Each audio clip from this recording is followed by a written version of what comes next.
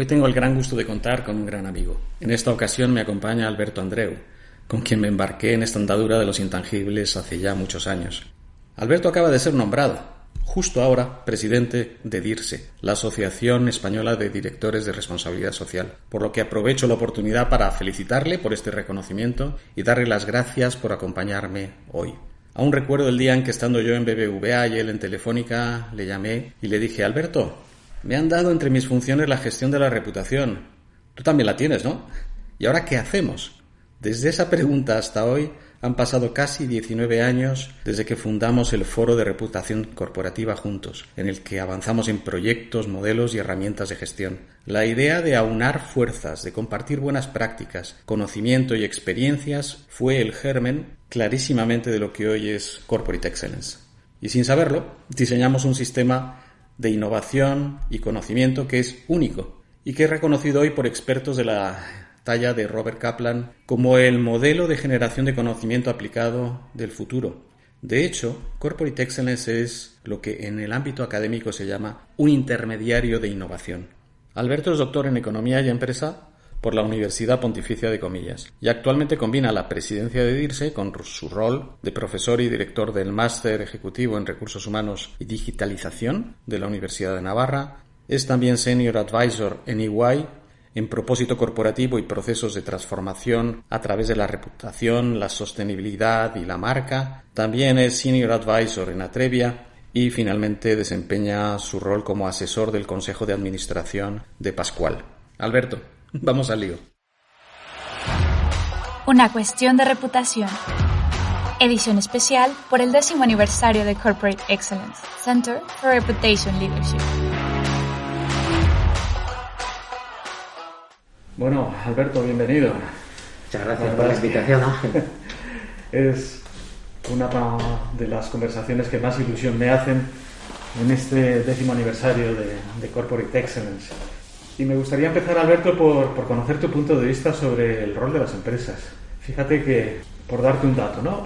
Hace 8 días presentamos junto a Edelman los resultados del barómetro de confianza, del Trust Barometer, y por primera vez en 21 años pues resulta que las empresas aparecen como el primer referente de confianza frente a otras instituciones, ¿eh? Entonces, ¿qué opinas tú del rol de las empresas para afrontar los retos? Bueno, pues la verdad es que nos tengamos que plantear en el 2021 si las empresas son un motor de crecimiento y de desarrollo de la economía, me parece que me preocupa. Porque esto es como decir que por el día hay sol donde lo hay y por la noche no lo hay donde lo hay. Yo creo que si nos tenemos que formular esta pregunta es porque no somos primero, o no somos conscientes de los datos, que veamos los datos, o segundo, porque entendemos que hay otros actores que deberían estar ocupando el espacio que ocupan las empresas. Vamos a los datos. Fíjate, en España solamente, por un dato importante, el 50% de la I+D es privada. Si nos vamos al empleo, multiplicamos por N. En consecuencia, las empresas son directamente motores de crecimiento, de empleo, de investigación, de trabajo, y de última instancia de crecimiento económico. Y si no somos capaces de ver esto, es que no entendemos cómo funciona la economía. La economía, hay una parte que tiene que venir dada, por decirlo de alguna forma, por la iniciativa pública, aquello donde la empresa privada no llega, pero hay una parte evidente que está construyendo y generando la empresa. Y yo creo que esto es una reflexión que conviene tener en cuenta, porque parece que en un momento determinado la iniciativa pública tiene que cubrir espacios que están haciendo las empresas. Y parece incluso que tenemos que estar trabajando en territorio binario. O existe lo público o existe lo privado. Y no nos damos cuenta que las dos cosas tienen que convivir. Y tienen que convivir porque juntas llegan más lejos. Ni lo público puede llegar a todo, ni lo privado puede llegar a todo. Sin embargo, juntas las dos cosas suman 1 más 1 suman 4.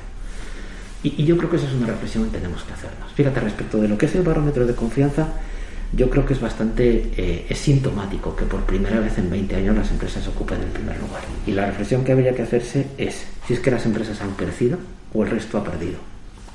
Y previsiblemente sea un sumatorio de las dos. No tenemos más que ver, por ejemplo, en la crisis del COVID, donde la empresa privada ha ocupado espacios en un momento determinado que la iniciativa pública no pudo ocupar. Sin embargo, de alguna forma lo que hace es que cuando la iniciativa pública ha ocupado ese espacio, el espacio se ha hecho más grande. En consecuencia, ¿es razonable que la empresa privada hoy esté en el primer lugar del ranking de confianza? Yo creo que sí, porque creo que las otras instituciones que están dentro del barómetro han perdido fuerza. Han perdido fuerza los gobiernos, han perdido fuerza los medios y también han perdido fuerza las ONGs. Así que no sé si es porque uno ganó el partido y los otros lo perdieron, pero lo cierto y verdad es que, pues esa es la situación de hoy. Fíjate que interesante, porque nosotros en Corporate Excellence iniciamos un trabajo, ¿no?, el año pasado para entender precisamente cuál era el rol de las empresas durante todo el periodo de más intensidad de la COVID, y esto nos llevó a dibujar un determinado modelo de empresa, al que llamamos aquí empresa con futuro. ¿Cómo te imaginas tú esa empresa con futuro? ¿Qué características debería tener? Pues vamos a ver, yo creo que para empezar, la empresa que quiera de alguna forma estar en el futuro tiene que ser una empresa que se adecue a las demandas de la sociedad, porque en última instancia en la sociedad no viven sus clientes. Si no entienden las demandas de la sociedad es que no entiende lo que les piden sus clientes. ¿Cómo lo perfilo yo? ¿Cómo lo veo yo? Veo empresas que sean rentables. Lógicamente, necesariamente tienen que ser rentables y sostenibles en el tiempo. Creo que también tienen que ser empresas que sean más sostenibles. Hay una demanda, claro, de sostenibilidad en sentido amplio, demanda de respeto al medio ambiente, hay una también demanda de transparencia, hay una demanda de integridad y hay una demanda, creo yo también, de que mi producto tenga un cierto impacto social. Yo creo que eso también lo tenemos. También tienen que ser, en mi opinión, empresas que innoven e inviertan en innovación. Aquellas que sigan al tran yo creo que van a desaparecer. Innovación no solo es revolución digital, innovación es poner en el mercado cosas que hoy no existen pero que van a existir seguro. Fijaros que nos podríamos pensar hace 10 años, por ejemplo, buena parte de las cosas que hoy forman parte de nuestra vida no existían. En consecuencia, creo que tienen que ser empresas que innoven. Y yo creo que también tienen que ser empresas que de alguna forma, y al hilo de la pandemia, tengan claro criterios de seguridad y criterios de salud. Fíjate que antes de la pandemia todos los temas que estaban vinculados con seguridad y salud laboral formaban parte del paisaje. Hoy han subido al top 1. En consecuencia tenemos salud y seguridad de empleados, salud y seguridad de clientes, e incluso ahora estamos viendo otro tema que es muy relevante, que es el tema de salud mental. Yo creo que este sería un poco el abanico, ¿no? Pero fíjate que pongo por delante primero la sostenibilidad económica de la compañía, porque si no hay sostenibilidad económica de las compañías no van a existir. Sí, de hecho has hecho un recorrido de tanto digamos capitales tangibles como los resultados económicos y financieros, como de capitales intangibles. Has hablado de innovación, has hablado de transparencia, has hablado de sostenibilidad. ¿Cómo ves este rol de los intangibles en este escenario de futuro? Pues fíjate, yo creo que lo veo absolutamente necesario. Fíjate que, por ejemplo, estamos viendo ahora en diferentes estudios donde se está viendo cuáles son los criterios de empleabilidad de la gente joven, especialmente el primer empleo. Estamos haciendo investigaciones ahora en la Universidad de Navarra con DCH, y nos estamos dando cuenta que hace unos años los hard skills eran los que predominaban, y ahora se están buscando personas que tengan soft skills, gente que tenga la capacidad de generar empatía, gente que tenga la capacidad de trabajar en equipo, gente que tenga la capacidad de pensar más allá del out of the box, porque incluso en los perfiles técnicos nos encontramos que es gente que tiene una enorme capacidad de trabajar solo, pero no tiene capacidad de trabajar en equipo. Si esto lo aplicamos a las empresas, nos pasa igual. Empresas que solamente tengan la capacidad de producir producto y servicio habitual, me parece que están ahí, pero la gran diferencia va a ser por su capacidad de entender lo que pasa en el mercado, por la capacidad de crear empatía y confianza, y yo creo que eso es muy relevante. Pero fíjate, si tuviéramos que poner porcentajes, yo creo que no sé si estaríamos, desde luego no estaríamos hablando de un 70 intangibles, 30 tangibles. Yo estaría casi en un 51-49 a favor de los intangibles, pero no mucho más, porque la tecnología requiere inversión, y requiere plataformas y requiere skills técnicos, y yo creo que no podemos caer solo en la tentación de que solo con el intangible lo vamos a gobernar. No, hay que invertir, hay que producir, hay que crear infraestructuras, y eso requiere, igual que un cirujano que te sepa operar. Puede ser muy empático, pero si no sabe coger bien el bisturí, es un problema. Está bien claro, pero fíjate, no sé, en mi opinión, ¿no? Si le damos un 49% a los intangibles, y hablando de formación, pues nos encontramos con que, como venimos de un mundo mucho más tangible, es mucho más fácil encontrar buenos gestores precisamente para esos activos tangibles. Y sin embargo tenemos casi mitad del valor o del riesgo que está en un territorio que quizá necesita avanzar en esa formación especializada. Estoy de acuerdo. Fíjate que yo creo que ahora tenemos que reivindicar la profesionalidad. Si uno se pone malo, va a un médico. Si uno quiere construir una infraestructura, una carretera, un edificio, va a un ingeniero o a un arquitecto. Si uno quiere montar unos servidores, va a un ingeniero o un matemático. Yo creo que tenemos que buscar la profesionalidad en lo tangible y en lo intangible. Y la crisis nos lo ha demostrado, la crisis del COVID lo ha demostrado. Quien nos está sacando del problema es la ciencia. Del problema nos está sacando la ciencia. Gente que en un año ha sido capaz de desarrollar una vacuna. Nos falta desarrollar los retrovirales, pero nos está sacando del problema la ciencia. Y en consecuencia tenemos que tener profesionales en los dos campos, en los tangibles y en los intangibles. Y en los dos campos hay tecnología y metodologías de trabajo. Y yo creo que tenemos que poner en valor las metodologías de los dos. Sinceramente, creo que según van pasando los tiempos, la gente que solo hablaba y decía que está pasando a un segundo lugar para dar paso, o debería dar paso, a gente que no dice qué, sino que hace qué. Y lo tiene que hacer en las dos dimensiones, en la dimensión de los tangibles y en la dimensión del intangible. El chau creo que cada vez tiene menos valor. Pues en esta idea de una gestión equilibrada, ¿no?, entre lo tangible y lo intangible, en ese modelo de empresa que estás dibujando, ¿cuál sería la recompensa? O sea, ¿qué obtiene una empresa o una institución que equilibra bien estos dos aspectos? Pues fíjate, yo creo que tiene una doble recompensa. Por un lado, la recompensa la recompensa económica, aquello que soy capaz de poner en el mercado me lo paga. Y segundo, tiene la recompensa de la lealtad de sus consumidores y de sus clientes. Cuando una empresa de alguna forma es capaz de generar el intangible de la confianza, creo que tiene una serie de privilegios sobre otras. La gente tolera mejor los errores. Creo que la gente tiene menos infidelidad. El churn es más bajo. Creo que quizá también hay otra recompensa, que es quizá el sobreprecio que yo estoy dispuesto a pagar sobre ello, porque creo que ese sobreprecio no va directamente a retribuir al accionista, sino va a crear un impacto más positivo en el conjunto. Reparto equilibradamente el valor. Y en consecuencia yo creo que en última instancia el reparto que sigo creo que mi modelo de negocio crece más. Eso genera más ingresos porque cuento más con la mayor fidelidad por parte de mis consumidores y de parte de mis clientes. Y también respecto de mis empleados. Fíjate que uno de los grandes riesgos que estamos viendo es la fuga en aquellos sectores punteros, lo difícil que es retener el talento. La gente se va. En las empresas más punteras, las ofertas que existen cruzadas entre empresas son muy grandes. Y a mí me parece que retener talento importante es otro factor añadido. Creo que esto también es la recompensa que obtengo. La recompensa de los clientes, la recompensa de los empleados, previsiblemente también la recompensa de la sociedad en su conjunto. Y no tengo tan claro si la recompensa del inversor, que mantenga su dinero en mi compañía y no se vaya a otras.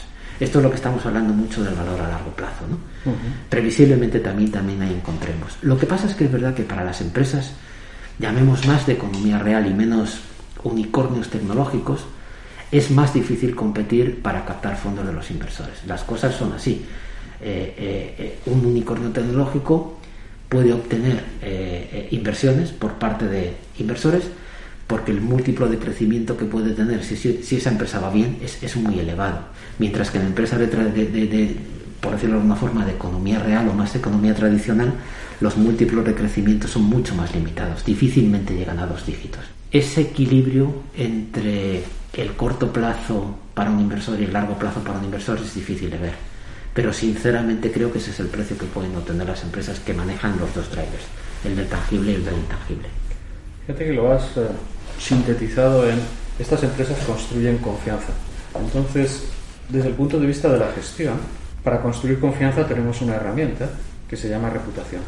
¿Qué importancia le concedes tú a esta herramienta de gestión? Pues vamos a ver, Ángel, yo creo que el concepto de reputación, como tantos otros, ha sido manoseado. Déjame que te cuente una anécdota divertida.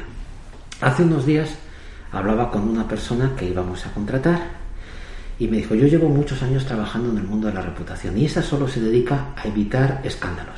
Pues no había entendido nada. En el fondo tenemos que ir unos pasos atrás y entender que la reputación es la estima que se tiene de algo en alguien por la capacidad que tiene de generar o no confianza. Tu reputación será buena o será mala en función de tu capacidad de cumplir tus compromisos y generar confianza. Y a mí me gusta mucho hacer un equilibrio, un paralelo entre la reputación de las empresas y la reputación de las personas. La reputación de las personas se basa en sus hechos, no en lo que dicen. Yo hago una cosa y la cuento, o no la cuento, y la reputación de las compañías debiera ser igual. Entonces tenemos que entender que la reputación es un driver fundamental para generar confianza, pero tenemos que entender también que la confianza es el principal driver que tienen las compañías para generar reputación. En consecuencia, creo que hay que trabajar mucho la confianza, porque trabajando mucho en la confianza el logro final será una mejor reputación. Y a lo mejor hay que echar un paso para atrás y decir cuáles son los drivers a través de los cuales las compañías generan confianza. Y yo creo que esto es importante. Las compañías generan confianza por la capacidad que tienen de adquirir y cumplir compromisos con sus empleados, con sus clientes, con sus proveedores. Son gente, en última instancia, compañías de fiar. Eso es el constructo de la reputación. Y a mí me parece que tenemos que intentar entender que si gestionamos bien la confianza tendremos una buena reputación, y si gestionamos mal la confianza tendremos una mala reputación. Y para mí, en consecuencia, tenemos que ser capaces de gestionar la esencia, y la esencia es exactamente la confianza. Fíjate que, escuchándote, recuerdo una entrevista como esta, una conversación que tuvimos hace algunos días con Edward Freeman. Sí. Y lo que decía Freeman es que desde hace más de 40 años que escribió su teoría de los stakeholders a hoy, lo que ha visto es que esto es lo que en inglés se llama un tipping point, un punto sin retorno. Y en su idea de cómo debería de ser este modelo empresarial está claramente una empresa, como dices tú, ¿no?, que define compromisos con sus grupos de interés y los lleva a la práctica. ¿Qué opinas? ¿Es realmente un punto sin retorno? Pues mira, no sé si es un punto sin retorno, pero si lo dice Freeman será. Yo soy muy fan de Freeman. Es muy interesante ver que Freeman formula su teoría de los stakeholders hace 40 años. Y 40 años después aparece la Business Roundtable y dice: tenemos que crear valor equilibrado para accionistas, para empleados, para inversores y para clientes. 2019. 2020 llega al foro de Davos y descubre la economía de los stakeholders. 40 años después. La pregunta es ¿por qué 40 años después? Y la respuesta es porque hoy por hoy, creo yo, es mi opinión, hoy por hoy, para las compañías de economía real, que son las que reivindican la economía de los stakeholders y son las que reivindican la economía a largo plazo, no pueden competir contra las plataformas digitales de cara a los inversores. No son atractivas financieramente. ¿Por qué? Pues porque cualquier inversión en un unicornio tecnológico, en cualquier plataforma tecnológica, crea unos múltiplos de crecimiento siempre de 2 dígitos, y las otras empresas no. En consecuencia, la única manera que tenemos de competir es formulando compromisos, cumpliendo compromisos y de alguna forma redistribuyendo el equilibrio de valor para todos los stakeholders. Y fíjate, creo más allá. Solo es posible crear valor para el accionista si se crea valor para los clientes, si se crea valor para los empleados, si se crea valor para la sociedad, si se crea valor para esta cosa genérica que sería el medio ambiente. Sí lo creo, porque si no, las compañías de economía real no pueden competir contra las plataformas tecnológicas. Hay datos que te dicen que las tecnológicas crecen, algunas de ellas crecen a 2 dígitos, casi el 50% al año, mientras que las empresas de economía real no tienes más que ver cuál es la capitalización bursátil de compañías en el año 2000 y hoy, 20 años después. Todas las empresas de economía real han caído y siguen ahí, y solo están presentes las tecnológicas. Entonces, ¿es un tipping point? No lo sé. Lo que sí sé es que Freeman hace 40 años tenía razón. Y lo que sí sé, que si Friedman lo dice, pues habrá que creerle, porque es de los pocos que fue capaz de imaginar el futuro. Pues fíjate que me gustaría retomar este hilo temporal, ¿no? Hace 40 años la teoría de los stakeholders, hace 25 años la publicación del libro de Charles Fondren de Fame and Fortune, hace 20 años el escándalo de Enron y de Arthur Andersen, hace 19 años la creación del Foro de Reputación Corporativa, hace 10 años se crea la fundación Corporate Excellence Center for Reputation Leadership. Tú has sido factor clave en esta historia de estos hitos que acabo de mencionar. ¿Cómo has visto la evolución de Corporate Excellence? Puesto que estamos celebrando nuestro 10º aniversario. Pues fíjate, Ángel, yo creo que hace 19 años creamos el Foro de Reputación Corporativa y además, yo creo que podemos decirlo, lo creamos tú y yo, cuando tú estabas en BBVA y cuando yo estaba en Telefónica.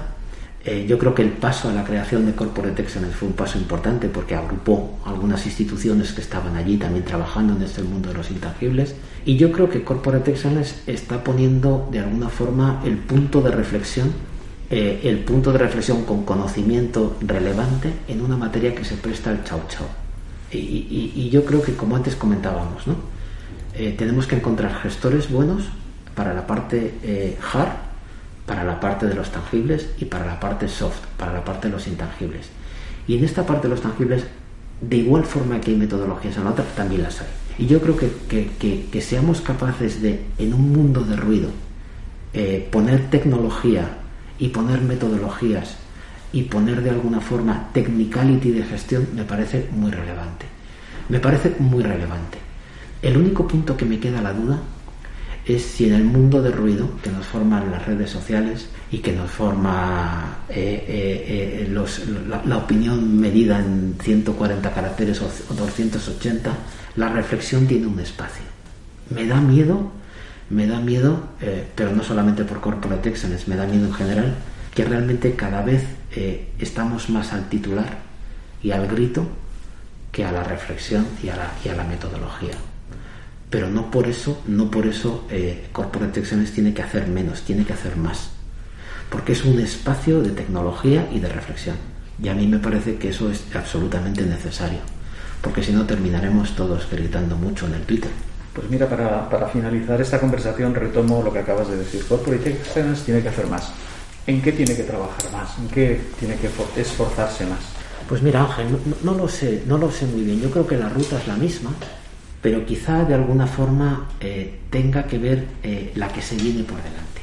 La que se viene por delante, en mi opinión, es algo que va a estar muy, muy mediatizado por todo el paquete legislativo que nos viene de la Unión Europea. Ahora mismo la Unión Europea está planteando un tsunami regulatorio de cambio de modelo económico. Cambio de modelo económico que nos va a llevar a ser una economía en el 2050 neutra en carbono, con todo lo que eso supone. En consecuencia, fíjate, yo lo que creo es que hay que entender bien que el tsunami regulatorio que viene es muy grande, y a partir de ahí entender cómo cambia el intangible. Fíjate que tenemos tsunami regulatorio en la parte ambiental, desde el Pacto Verde Europeo a la taxonomía europea que viene. Fíjate que vamos a tener que financiar una serie de proyectos que han sido catalogados como tal desde el punto de vista de inversiones sostenibles, incluso también en el catálogo social. En la parte social nos viene una grande también con el nuevo plan social que plantea la Unión Europea en 2030, o por ejemplo también con lo que serán las nuevas previsibles directivas de dirigencia de vida. Y desde luego, fíjate, en el plano social cambia mucho, en el plano del governance, la previsible nueva directiva en gobierno corporativo sostenible, aquello que modifica el proceso de toma de decisiones, aquello que en el proceso de toma de decisiones da voz a los stakeholders. 40 años después de Friedman parece que se consolida una hipotética directiva de la Unión Europea. Yo creo que el entorno regulatorio, que es un must, va a conformar un nuevo entorno de intangibles, porque el intangible con un estándar legislativo de 0 a 10, 3 es 1, pero un estándar legislativo de 0 a 10, 8, yo creo que debe de ser otro. Yo creo que hay que conectar el intangible que sale de la nueva carga regulatoria que viene a la Unión Europea. Fíjate, y termino con este dato. En el año 20, en este campo de la ESG, ha habido 500 iniciativas regulatorias en la Unión Europea. 500. En los años anteriores, si había habido 20 al año, eran muchas. En consecuencia, todo esto nos cambia, porque te cambia el entorno de riesgos. Ya no son riesgos solamente, de alguna forma, desde el punto de vista del intangible, ya son tangibles porque hay regulación detrás. Yo creo que ese es un paso que hay que dar. Hay que entender bien cuál es el nuevo horizonte que viene de toda la carga regulatoria, de un cambio de modelo económico que creo que Europa tiene. Así que, si sirve para algo, pues ahí está la reflexión. Bueno, no queda ninguna duda. Ese cambio regulatorio, como has dicho tú hace un momento, pues va a hacer que los intangibles pasen de un 3 a un 8. Exacto. De tal manera que ya no es una cuestión de fe o de anticipación, es una cuestión de regulación. Eso es. Y parte de ese intangible que hoy no teníamos regulado se convertirá en tangible. En consecuencia también cambia su mix. Yo creo que esto es importante y hay que conocer esto y hay que imaginar ese futuro que viene como consecuencia del cambio regulatorio que plantea Europa. Fíjate, Europa perdió la batalla de la revolución digital. De hecho, dentro de las 20 compañías de plataformas tecnológicas más grandes del mundo, solo 2 son europeas: SAP y Accenture. Ya ves, el resto todas son chinas o norteamericanas. Pero yo creo que la batalla por la transformación de modelo económico sí la puede liderar Europa. Y yo creo que ahí el universo del intangible cambia. Y es ahí donde el compromiso tiene mayor vigencia. Y es ahí donde la trazabilidad del compromiso tiene mayor vigencia. Y es ahí donde, por ejemplo, tendremos algo que yo creo que va a pasar. Yo creo que de la misma forma que hoy hay profit warnings en lo financiero, en un futuro de unos 10 años va a haber un carbon warning. Y las compañías tendrán que hacer previsiones, warnings para los mercados de valores cuando no cumplan determinados compromisos, por ejemplo, en sus emisiones. Yo creo que incluso habrá compañías que dejen de cotizar en un momento determinado, que haya un stop de cotización porque hayan sido incapaces de cumplir sus objetivos, entre otros de carbono o, por ejemplo, entre otros de compromisos adquiridos con los stakeholders. Y ahí el intangible cobra mucho más valor. Sí lo creo que eso nos va a pasar. Bueno, fíjate que hace 19 años, cuando hicimos el foro de reputación corporativa, no pensábamos que iba a haber determinadas cosas, pero imaginamos un futuro. Yo creo que el futuro va a venir por aquí. Va a venir por warnings financieros, por warnings en carbón, por warnings por incumplimiento de compromisos. Yo creo que eso lo tendremos. Y eso algunos pensarán que es una película de miedo y otros pensarán que es una enorme oportunidad para este campo. Nosotros estamos en ese segundo grupo. Pensamos que Corporate Excellence tiene utilidad precisamente en ese futuro que estás perfilando. Muchísimas gracias, Alberto. Pues muchísimas gracias a ti, Ángel. Un gusto, como siempre. Has escuchado Una Cuestión de Reputación, conducido por Ángela Llosa. Te esperamos en nuestra conferencia anual el 25 de noviembre del 2021. Y si te gustaría saber más sobre la gestión de intangibles, te invitamos a visitar nuestra web en www.corporateexcellence.org.